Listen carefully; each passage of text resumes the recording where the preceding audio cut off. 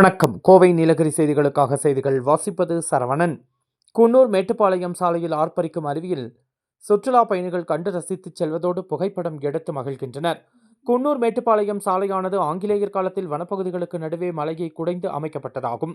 இந்த சாலையின் இருபுறமும் இயற்கை காட்சிகள் நிறைந்துள்ளது. குறிப்பாக கோடை காலத்தில் வறண்டும் மழைக்காலத்தில் ஆர்ப்பரித்தும் காணப்படும் அருவிகளும் உண்டு. இதனை சுற்றுலா பயணிகள் ரசித்துச் செல்கின்றனர். இந்த நிலையில் குன்னூர் மற்றும் அதன் சுற்றுவட்டார பகுதிகளில் தொடர் மழை பெய்து வருகிறது. இதன் காரணமாக குன்னூர் மேட்டுப்பாளையம் சாலையில் உள்ள அருவிகளில் தண்ணீர் ஆர்ப்பரித்து கொட்டுகிறது. இது காண்போரை கவர்ந்திழுக்கும் வகையில் உள்ளது.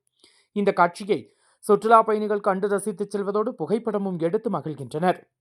கோவை நீலகிரி செய்திகளுக்காக எமது சிறப்பு செய்தியாசிரியர் தமிழ் வெங்கடேசன்.